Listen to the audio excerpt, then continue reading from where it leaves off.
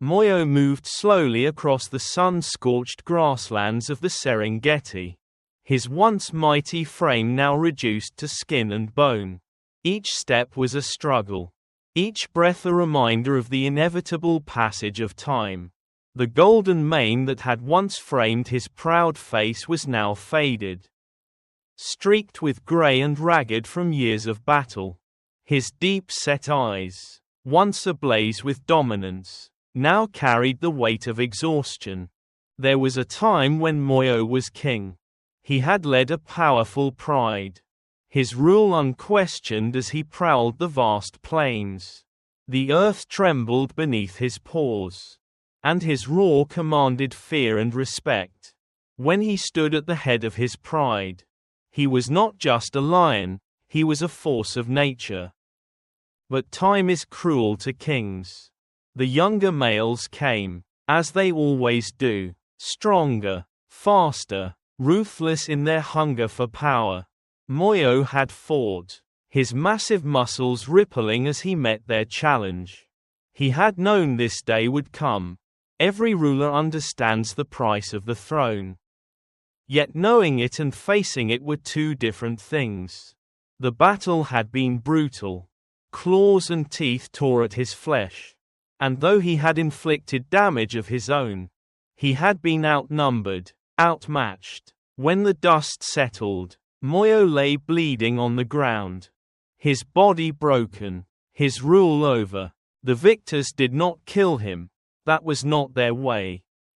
Instead, they drove him out, forcing him into exile, where nature would finish what they had started. A king does not die on the throne. A king dies alone. Now, as he wandered the plains, hunger gnawed at his belly. The days of hunting, of feeling the surge of adrenaline as he stalked his prey, were long behind him. His legs were too weak, his reflexes too slow. The zebras and antelopes that once feared him now barely acknowledged his presence. They knew he was no longer a threat. The only meals that remained were the remnants of kills left behind by hyenas or the scraps the younger lions ignored. But even scavenging was dangerous. The hyenas, once cowards before him, now laughed at his approach. Their mocking cackles a cruel reminder of his fall from power. More than once, they had chased him off, snapping at his heels as he fled. Water was another challenge. The great rivers that had once provided him with fresh, cool relief were beyond his reach now. To get there, he would have to cross into territories claimed by other lions. And he knew what would happen if he did. He had seen it before.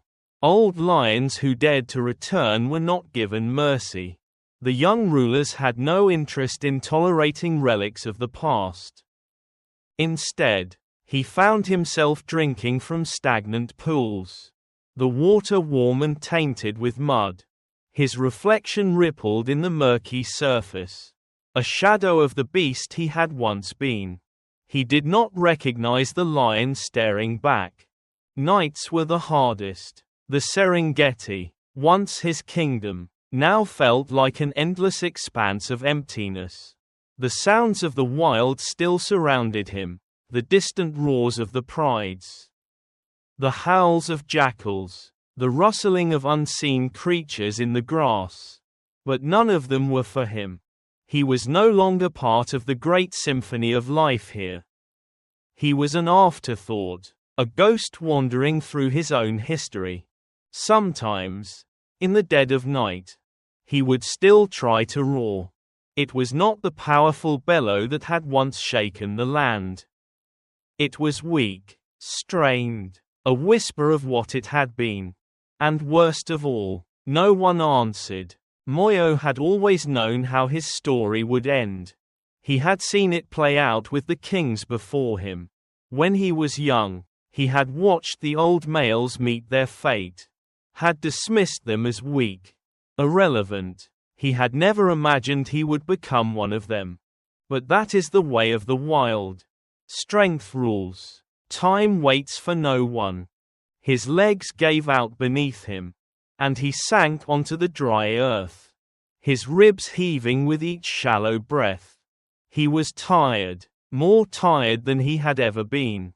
The weight of his life pressed down on him, heavier than any battle wound.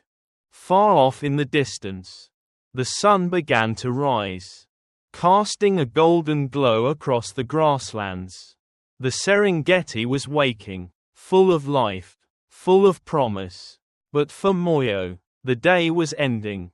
He closed his eyes, and the king, at last, rested.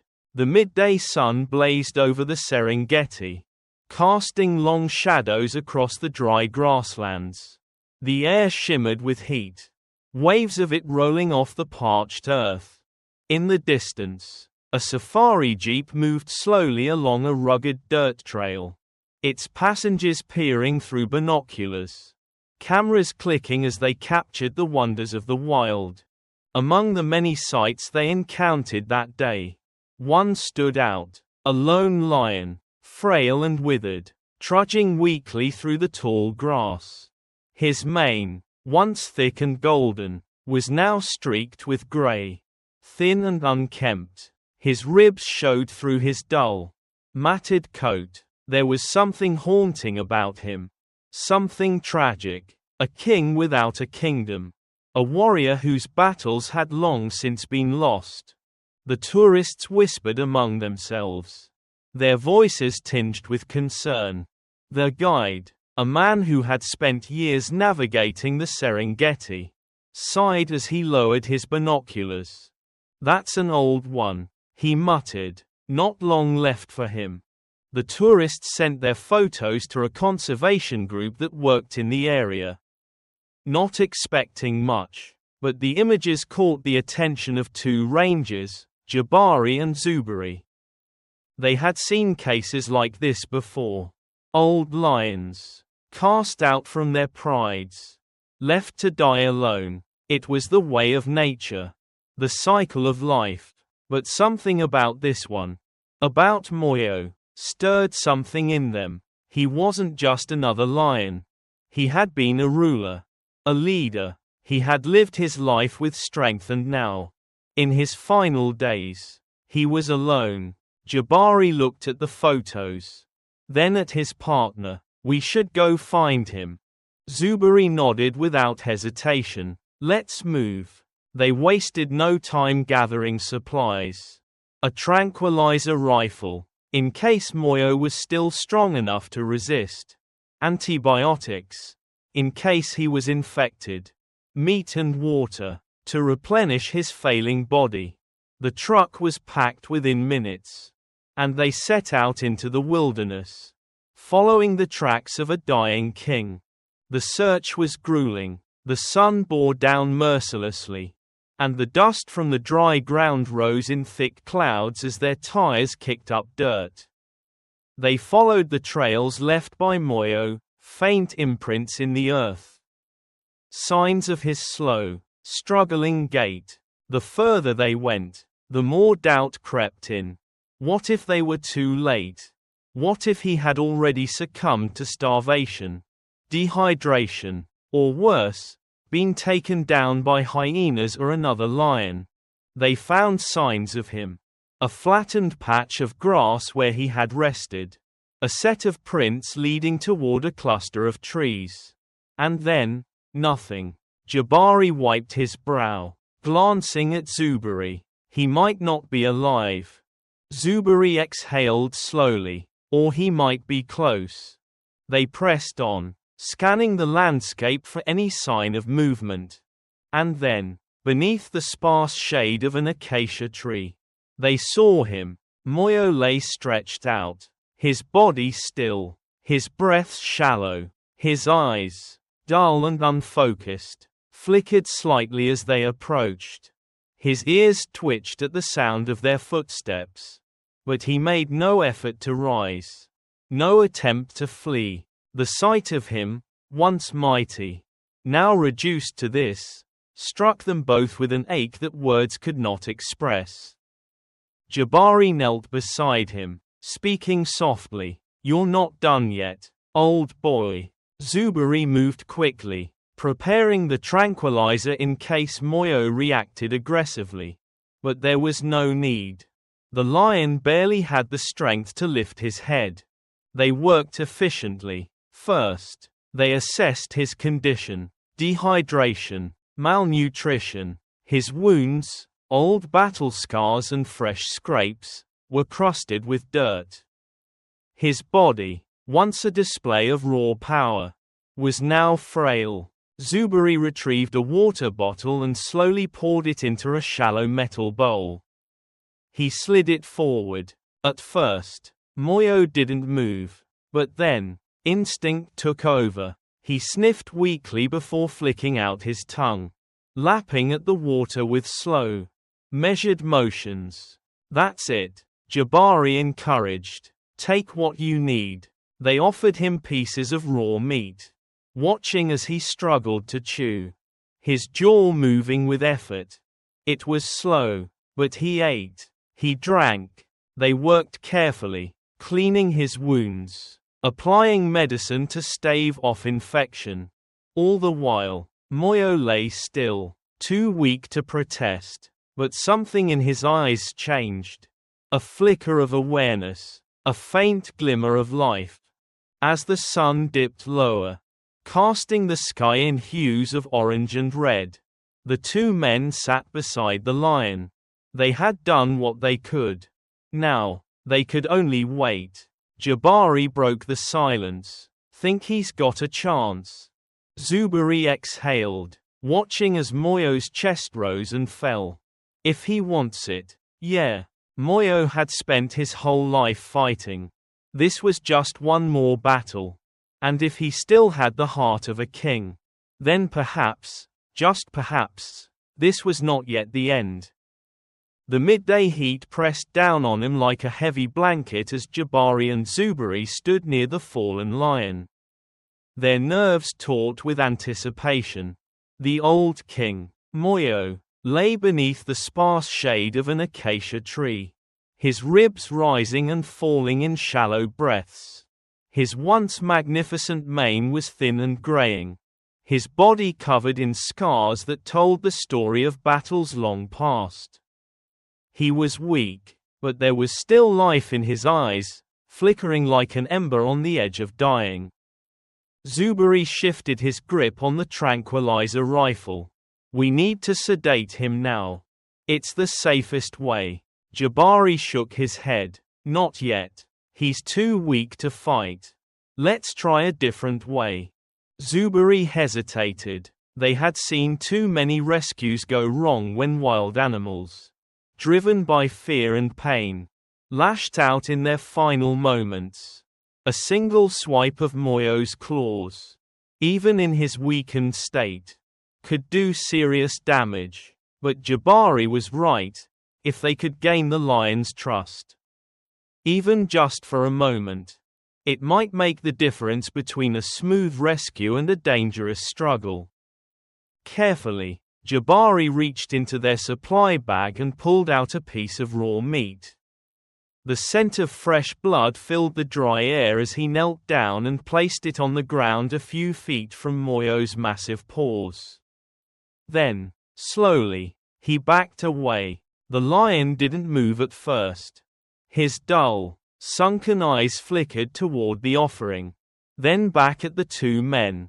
He had learned, through harsh experience, that nothing in the wild came without a cost. But hunger was a force stronger than pride, and the primal instinct to survive stirred within him. Moyo shifted, his limbs trembling as he struggled to lift his head. His cracked nose twitched, sniffing the meat. He hesitated. Then, with deliberate slowness, he extended his tongue, pulling the meat toward his mouth. His teeth sank into the flesh, chewing with difficulty, but he did not stop. Jabari watched closely. The moment Moyo was distracted with his meal, he moved in with a syringe, quick and precise, injecting a cocktail of vitamins and fluids into the lion's hind leg. Moyo flinched but was too absorbed in eating to react. "That's it, old boy," Jabari murmured. "Stay with us." As the last of the meat disappeared into his stomach, Moyo let his head drop onto his front paws, his chest heaving with exertion. He was exhausted, but something had changed. His eyes were no longer lifeless. A flicker of recognition passed over his gaze as he looked at the two men. Zuberi exhaled, lowering the tranquilizer rifle. "That was risky, but it worked," Jabari replied, wiping sweat from his brow.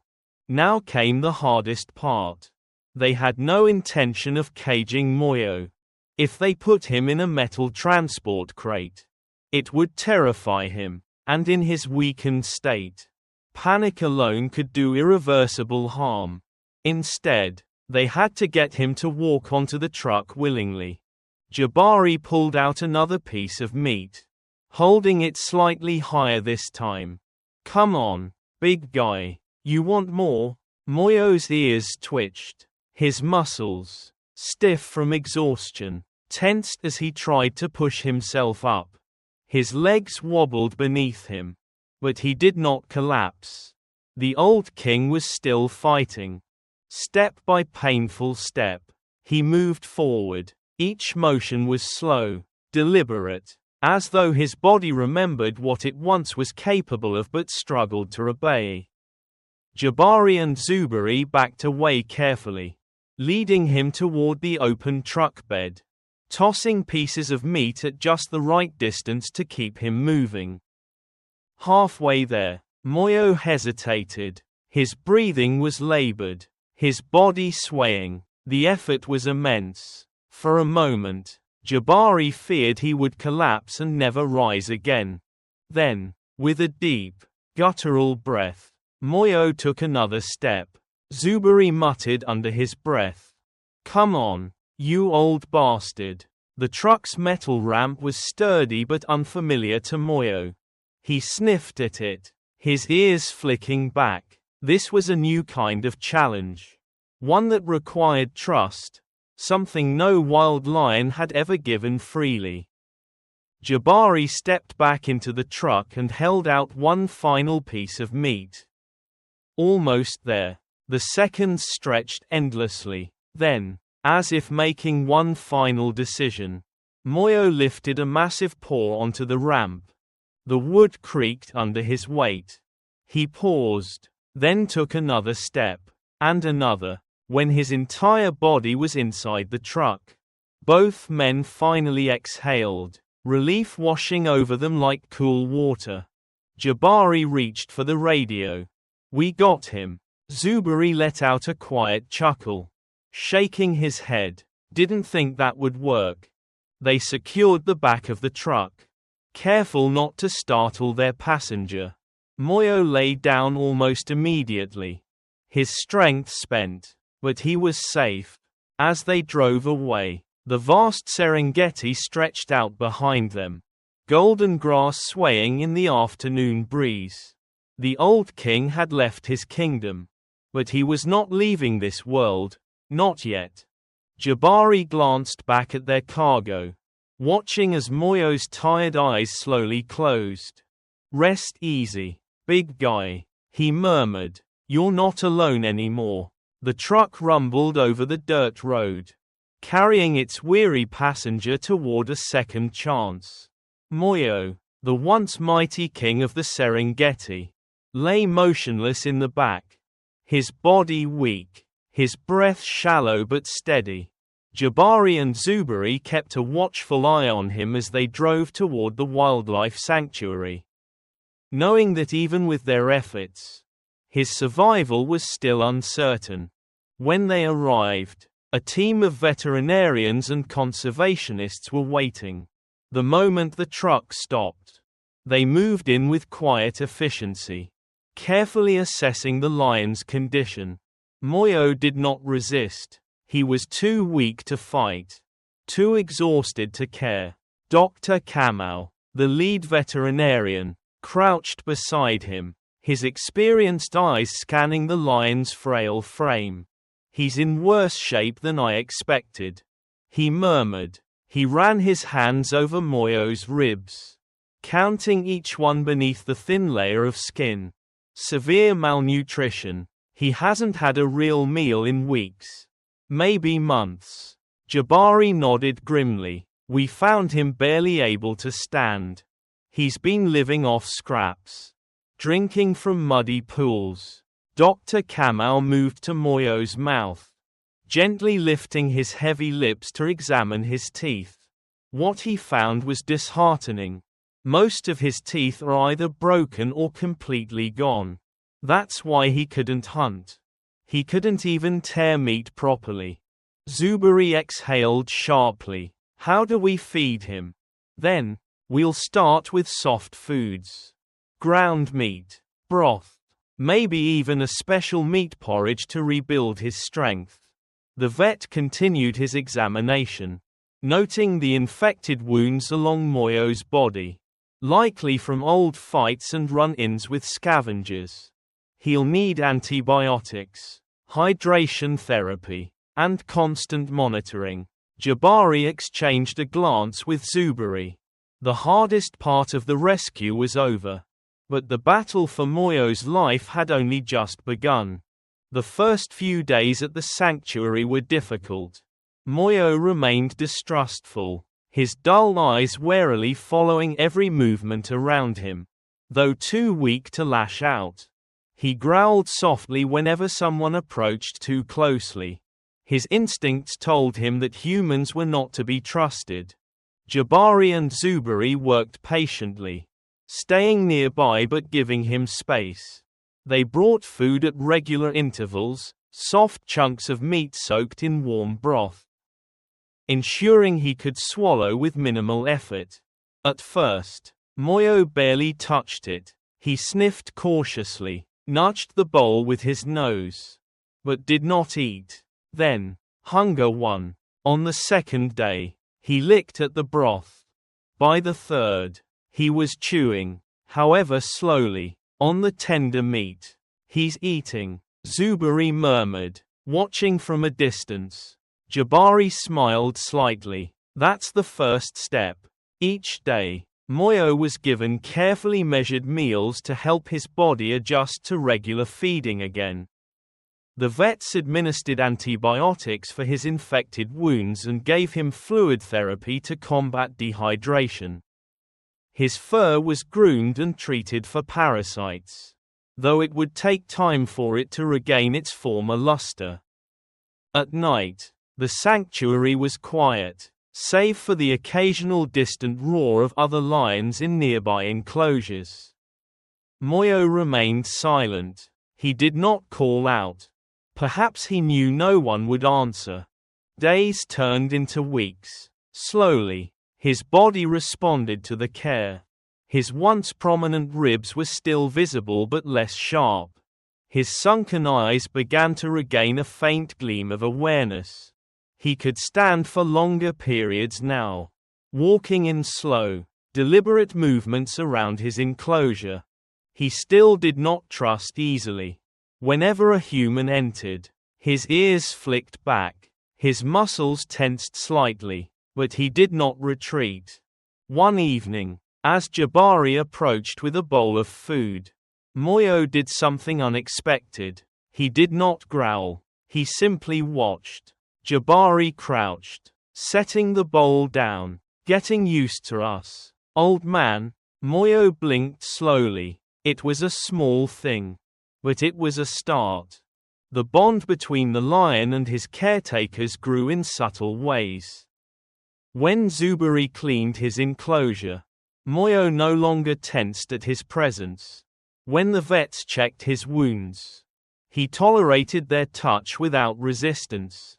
He had not forgotten his past, the harsh life he had endured, but he was beginning to accept this new reality, one where he did not have to fight every day just to survive. A month passed. Moyo had gained weight, not much, but enough that his once loose skin now clung a little more firmly to his frame. His fur had lost some of its dullness. his movements less sluggish. He could walk with more confidence now, his steps less hesitant. One morning, as the sun cast a golden glow over the sanctuary, Jabari and Zubari arrived with his usual meal. They expected to see him lying in his usual resting spot. Instead, he was standing, his head held higher than it had been in weeks.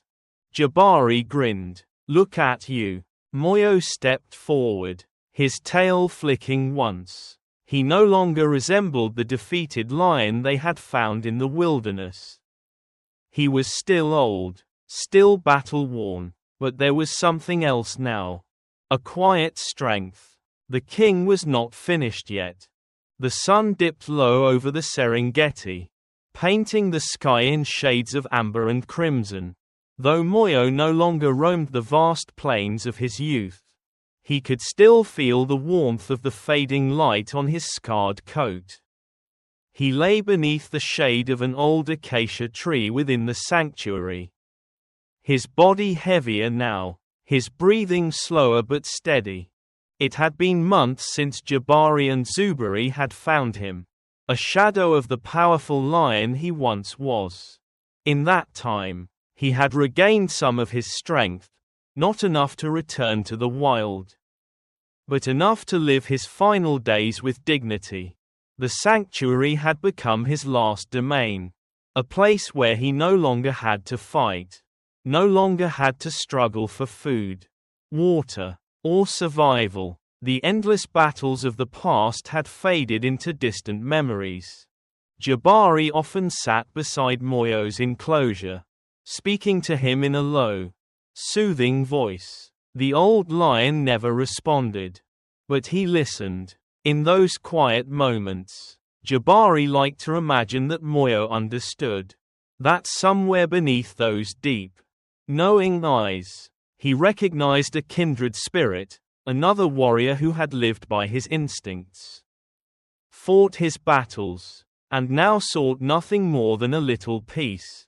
"You did well, old man," Jabari would say, his voice barely more than a whisper. "You had your time. You ruled. Now you can rest." Moyo would blink slowly, his gaze drifting toward the open plains beyond the sanctuary. Did he remember? Did he still see himself as the great leader of his pride? Standing tall beneath the Serengeti sky, roaring his command across the land? Or did he accept what was? Understanding as all old lions do that time spares no one, not even kings. The months turned to seasons, and the lion aged further. His walks around the enclosure became less frequent. His appetite waned, and his once proud mane grew thin and patchy again.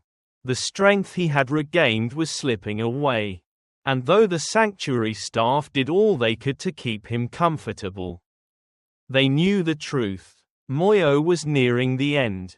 One evening, as the sun cast long golden rays over the grass, Jabari sat by Moyo's side, just as he always did. The lion's body had grown weaker, his breath slower, his movements almost imperceptible, but his eyes remained open, watching the horizon, watching the place where he had once ruled. Jabari reached through the bars, resting a hand against the cool earth beside the lion. "I think you're dreaming of it now," he murmured. "The wind in the grass, the sound of your pride, the hunt, all of it." Moyo did not move. His chest rose and fell in slow, deep rhythms. His ears twitched slightly as a gust of wind rustled through the trees, stirring the dry grass around him. Then, as the last light of the day faded, the old lion lowered his great head onto the soft earth. His body released a final breath, long and quiet, as if he was sighing into the evening air. Jabari sat in silence, watching him, waiting for another rise of his chest, another flick of his tail. But there was none. The king had gone. Zubari arrived a few moments later, standing beside Jabari, saying nothing. They both knew this was coming. They had prepared for it. And yet, the weight of the moment pressed down on him in a way neither could quite explain. He went peacefully, Jabari finally said, his voice low. Zubari nodded. That's all we could hope for. Above them, the wind picked up, sweeping across the plains, bending the tall grasses in graceful waves. It was as if the Serengeti itself had paused to acknowledge the passing of one of its greatest sons. For the first time in months, the sanctuary felt different, quieter, as if something far older than any of them had just come to an end. Jabari placed a hand on the ground beside Moyo one last time. Rest well, old friend. And in the vast, golden silence of the Serengeti, the wind carried away the last memory of a king. Thank you for watching the video. If you enjoyed it, please comment 1. And if you didn't, just hit like. See you in the next videos.